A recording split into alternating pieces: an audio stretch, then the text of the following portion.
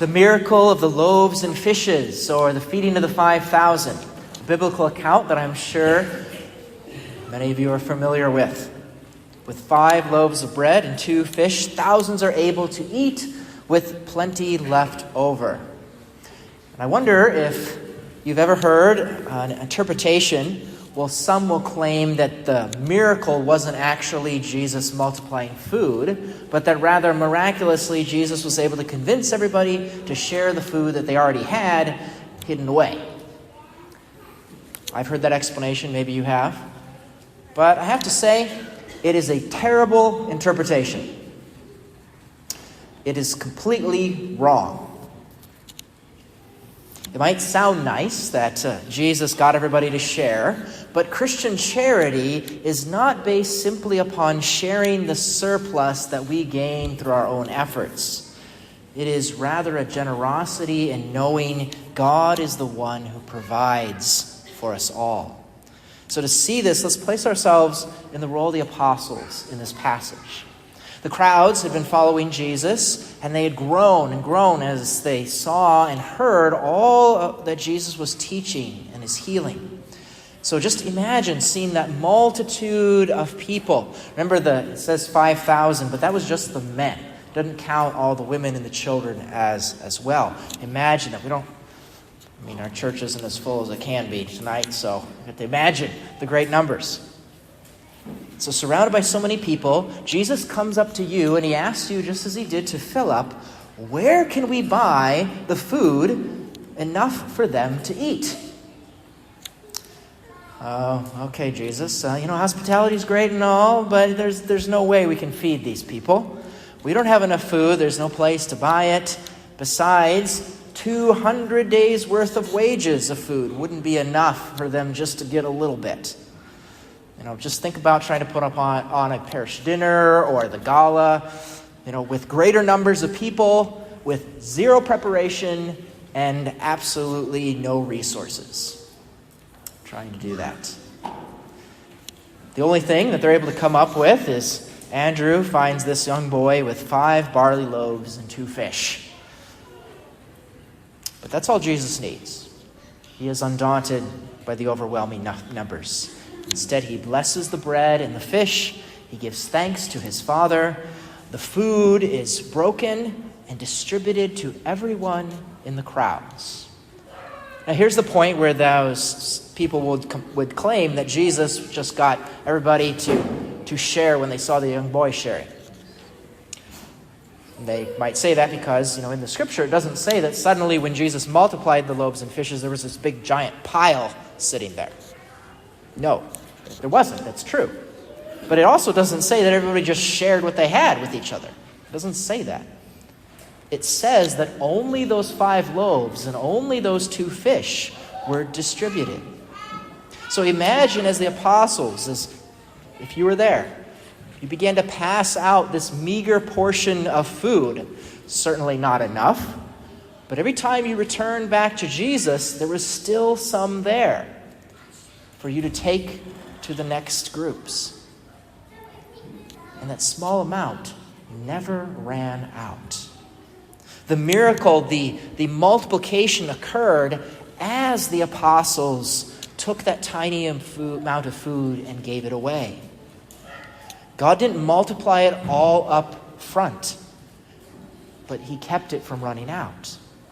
And so it says when the apostles then at the end collected all that was left over, there was a greater number of fragments at the end than there had been at the beginning.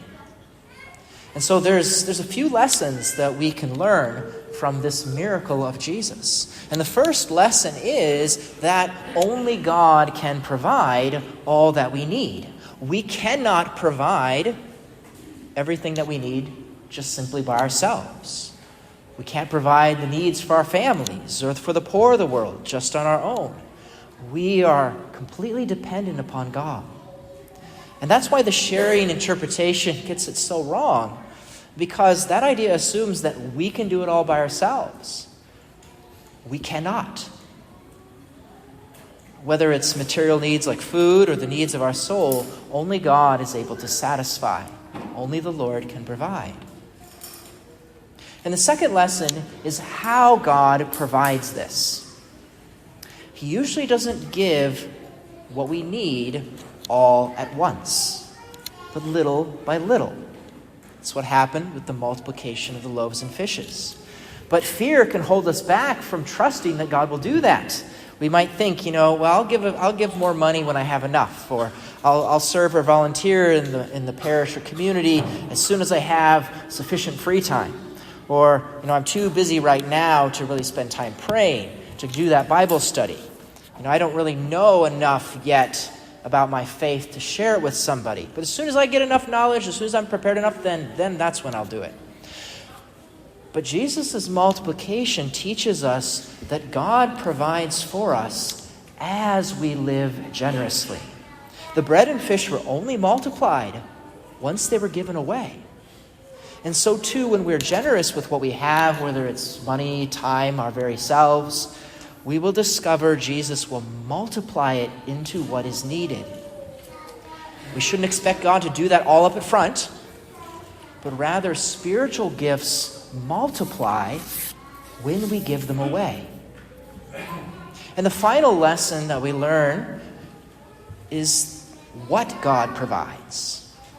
What does he provide? The greatest source of life from the Lord, the source from which we'll be able to trust God, from which we can live generously, is what he provides to us now.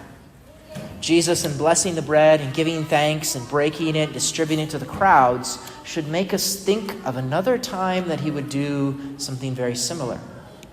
While they were eating, Jesus took bread, he said the blessing, broke it, and gave it to his disciples and said, "Take and eat. This is my body." At the Last Supper, Jesus gave us his body and blood in the Eucharist for our food. And what we receive here at every Mass, Jesus himself in Holy Communion. That is the greatest source of life that we receive from God. For those in our communities who were able to go with Father Cordio on the pilgrimage to the Eucharistic Congress last week, they were able to experience firsthand these kind of large crowds. Not 5,000, as it says in the Gospel, but rather some 50,000 gathered from across the nation. But even that only represented a small portion of United States Catholics, and an even smaller portion of the total people of our country and across the world. And we might ask, where can we possibly come up with enough for all people to be satisfied?